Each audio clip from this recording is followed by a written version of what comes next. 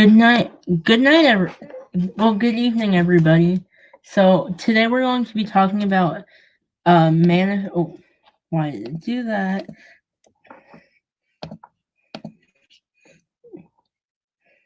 We're going to be talking about manifest destiny and its impact on society. So here's the link to the slides that we will be using today. Make sure, if you don't already, to follow Fiveable on our social media pages, like our Twitter, our Instagram, and our YouTube channel. These are really great resources for all sorts of things. This stream, I want to talk about the presidency of John Tyler. It doesn't really relate to Manifest Destiny, but it's still something you have to know. And then we're going to talk about the election of 1844, which leads to the presidency of James K. Polk, who is basically the Manifest Destiny president. So then we'll talk about his 4 goals as president. Pretty sure 3 of which? No, it's half of them have to do with Manifest Destiny. So then there's 5440 or Fight, which has to do with Oregon and whether or not we should, how to handle the issue with Oregon. And then there's Texas, everyone's favorite state. And then there's the Mexican-American War, which is really important. Okay, so let's talk about the presidency of John Tyler.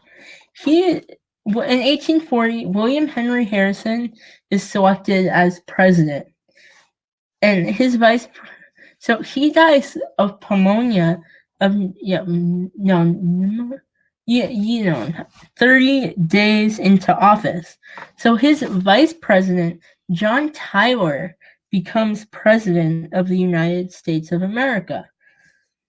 Oh yeah, by the way, guys, I forgot to mention this earlier. If you have any questions, feel free to ask them at any point. And you see this tab, it should be over here. It says ask a question.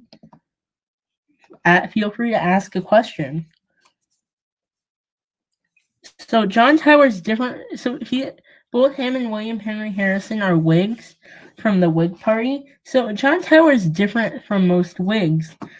He aligns more with the Democrats, but he hates, and he doesn't like Andrew Jackson, who's like the leader of the Democrats, who their party was founded after. So he splits with them.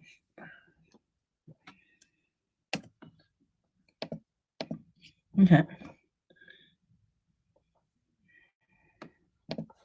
And then President Tyler vetoes the Whigs' bill for creation of the Third Bank of the United States twice. He also originally vetoes the tariff of 1842, but later recognizes that the government needs revenue. Both of these things caused the Whigs to abandon President Tyler, leaving him to be known as the president without a party, since obviously the Democrats didn't like him, and the Whigs don't really like him either.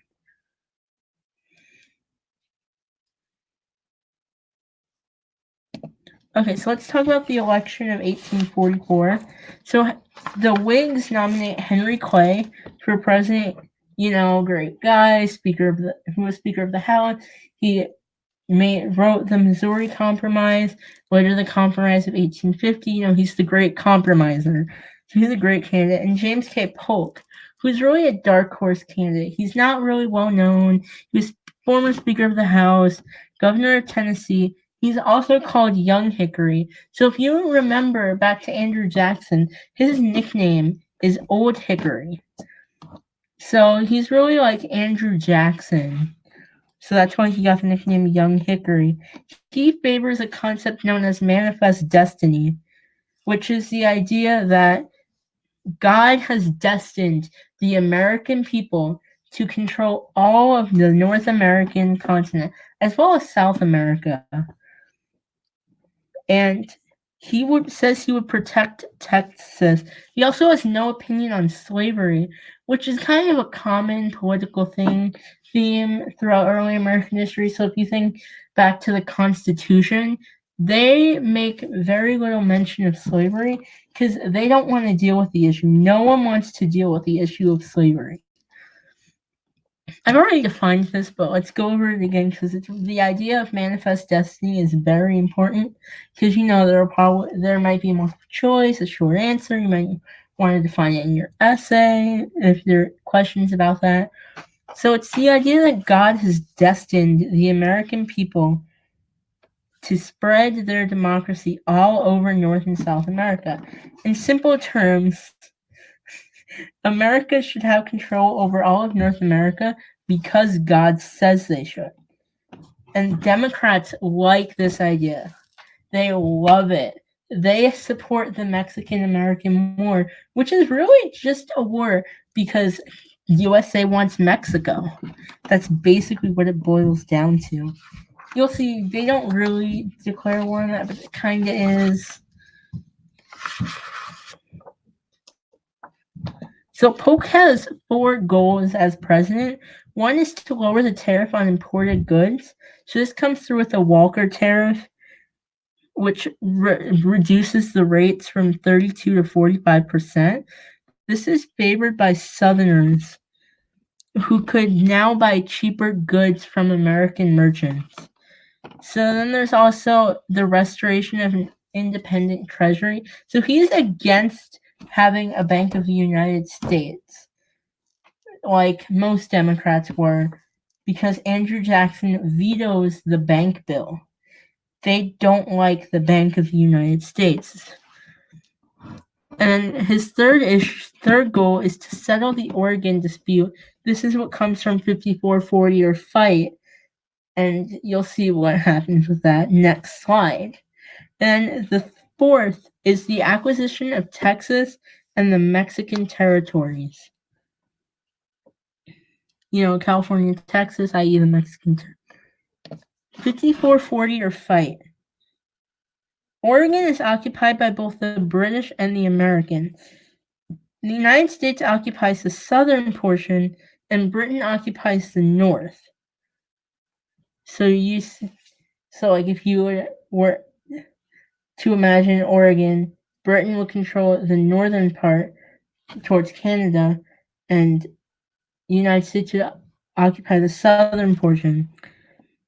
So the United States proposes a compromise line of 49 degrees, but Polk would prefer the United States to have all of Oregon. So there's this whole thing of 5440 or fight. We either get all of Oregon or we go to war with the British. We probably wouldn't have gone to war with the British if it had come to that.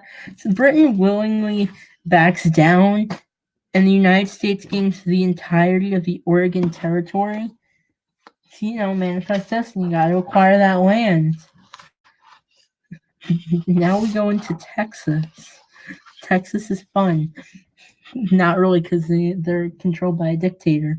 In 1821, Mexico gains independence from Spain, and then this dude called Santa Anna becomes a dictator and takes Texas. So in 1836, Texas declares independence. They name Sam Houston their commander-in-chief. They are crushed by Santa Anna at the Alamo. This inspires more resistance. And Santa Anna is captured and forced to sign a treaty acknowledging Texas independence. And he is released and later goes on to refuse to accept Texas and honor their independence. Texas later, now that it's free, begins to rally cry for statehood. They want to join the Union as a state. The national government is not quite sure that they want Texas for 2 reasons. They're afraid of what it would do to the balance of slavery. Of free and slave states, Missouri Compromise, one free state must enter at the same time as one slave state. So then, under international law, here's the second one.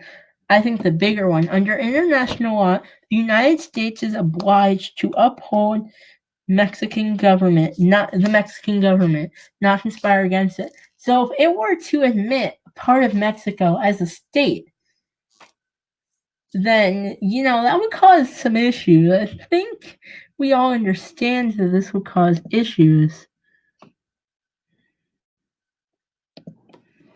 Does everyone understand this?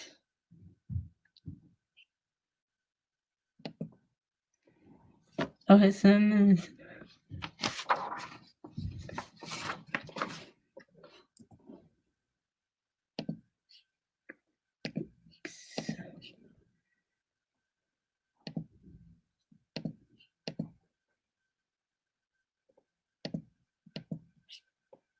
So then how does the Mexican-American War start?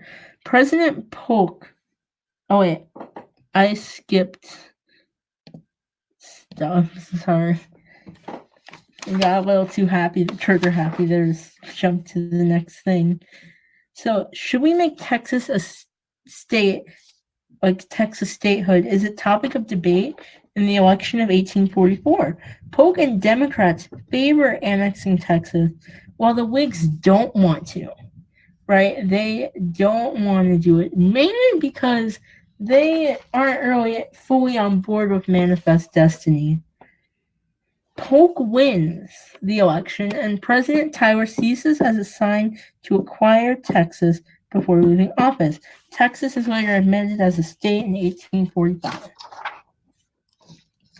So now we can actually talk about how the Mexican-American War starts. President Polk wants to purchase California.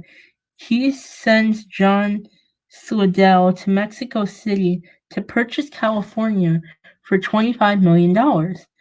This is rejected due to the United States' poor relationship with Mexico, because of a little state called Texas. Not trying to throw shade, but it's really Texas's fault.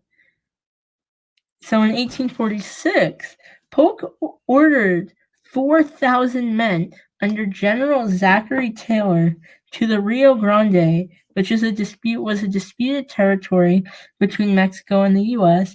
Obviously Mexico thinks it's their land, so they're not happy the U.S. is in their land. So they attack General Taylor and his 4,000 men and kill around about a dozen of them. So seeing what has happened, Polk asked Congress to declare war. So Congress believes Polk forced the war. Do you guys also believe that Polk might have forced the war?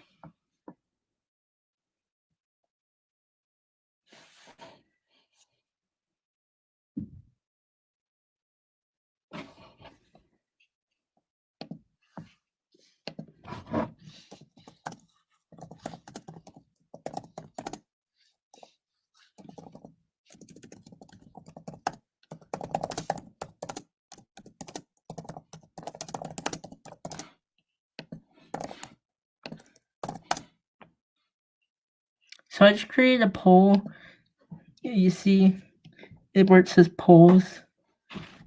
There should be like a 1. You can vote.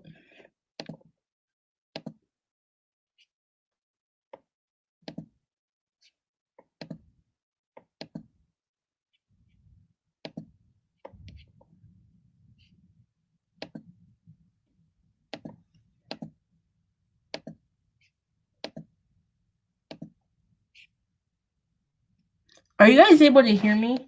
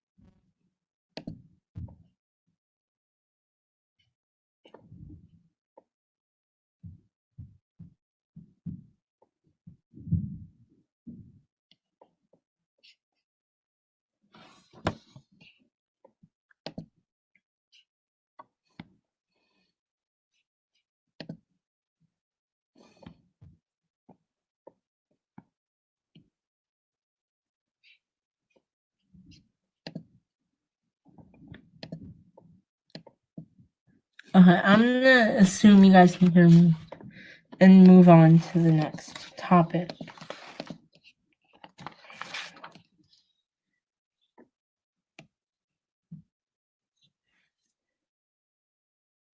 Okay, so let's start to talk about what happens during the Mexican-American War. So President Polk really wants California, and he doesn't want to fight a war. So he's kind of praying that he can acquire California without fighting a war, because that's what he wants.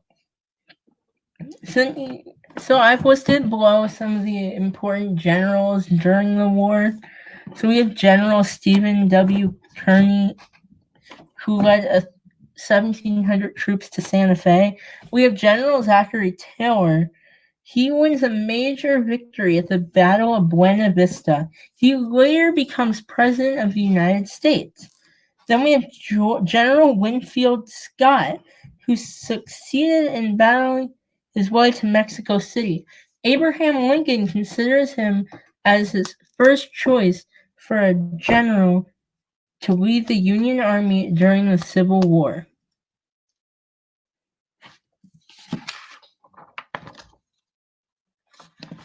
Let's talk about peace after the war. So the Treaty of Guadalupe Hidalgo was signed in February of 1848. In the treaty, Mexico cedes Texas and California to the U.S. The Whigs, who are anti-slavery, are opposed to the treaty because they're opposed to the war. They were opposed to the war.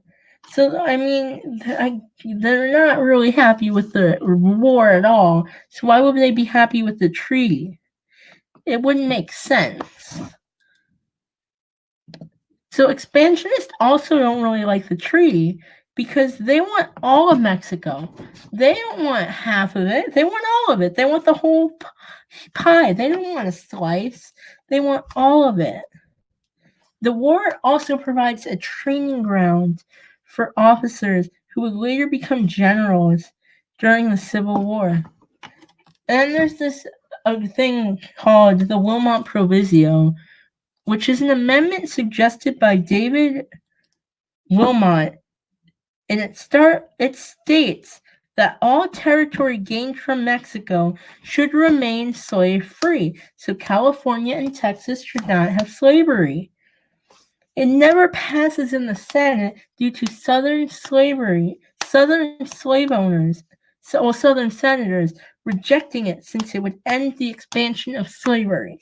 If you remember, the Senate is composed of 2 senators per state. So if let's say slavery was no longer able to expand to new territory, the Southern slave owners would not be able to prevent a bill that would end slavery. They just wouldn't.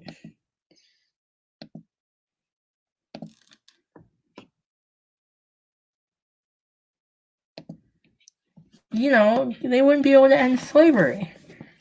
Or they wouldn't be able to stop that.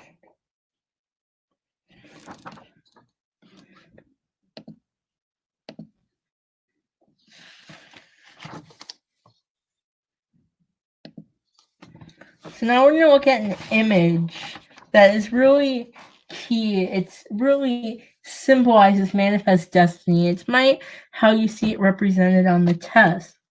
So if you look at the image, you see there's I guess she's like represents the United States. There's the wagons. They're going west. There's some natives. And you see there's a book. So this is how manifest destiny would be represented on the exam.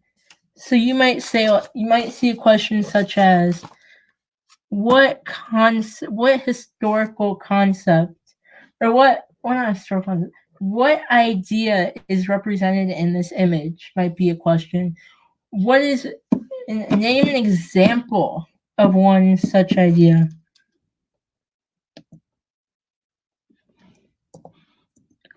That's a really good question. I am not actually quite sure.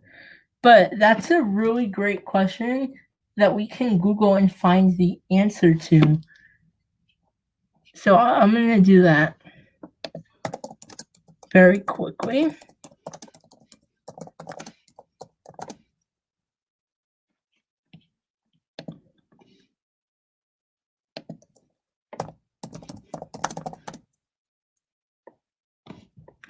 I'm not really that into art history, so I personally wouldn't know, but it's always good to know because they like to ask you about cultural history. They like to ask you about cultural history. That is something they will always ask you about.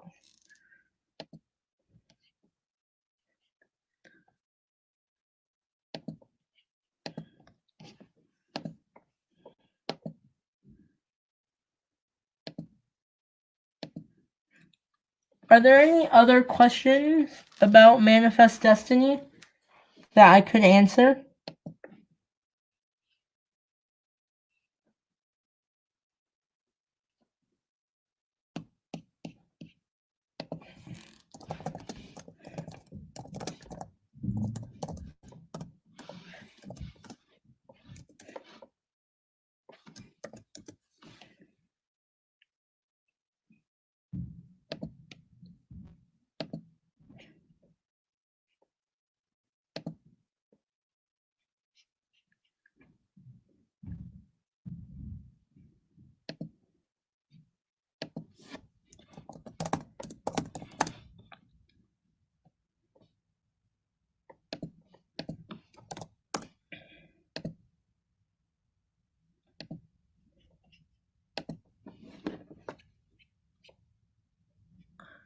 There's no other questions about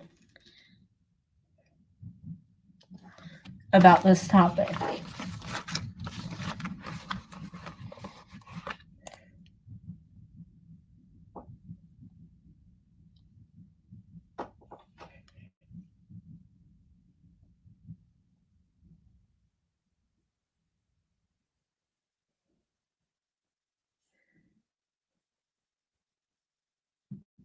I think I'm going to do some question because I finished all the content. So I think I'm going to give you some questions that you could answer.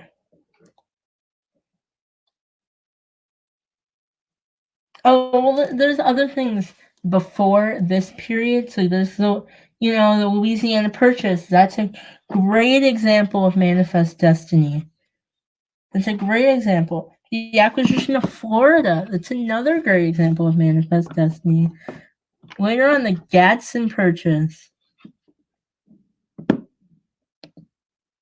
Yeah, that's another great example.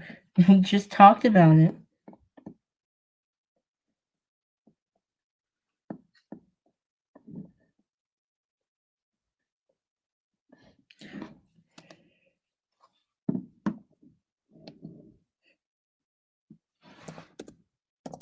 It's all good. You're fine. That's a really great example, actually.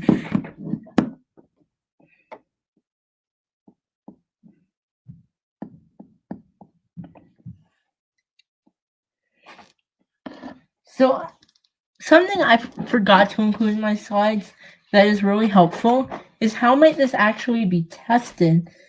So, I took the exam last year. There was a question about Manifest Destiny. It asked you, well, I gave you an image like this, and it asked, well, what is Manifest Destiny? Like, what does the image show? Explain what the image shows. And you would say it shows Manifest Destiny, which is the idea that God has destined the American people to expand the American continent, expand over the whole American continent. Then they might say, give one example of such. So you could say the annexation of Texas, the Oregon dispute, settling of the Oregon dispute, the Louisiana Purchase. You could say any of those. Or they might ask you, like, in a multiple choice, well, what is it? Say, like, an example, why Polk, or you might get something like, why did Polk win the nomination, the Democratic nomination? And that's because he supports Manifest Destiny. The Democrats love Manifest Destiny. It's what helps Polk win in 1840.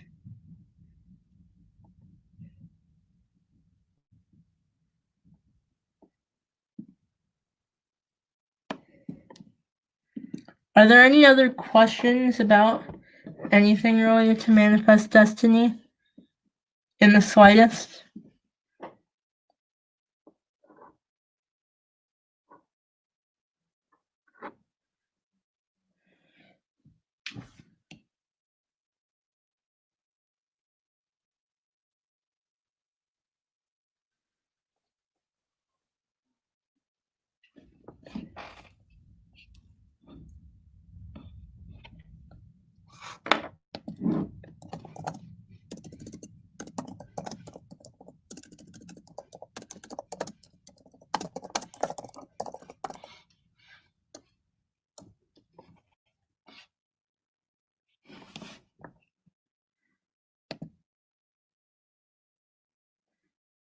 Are we all good with everything? If there's any questions, there's a thing that should say ask a question. You could just drop it in there.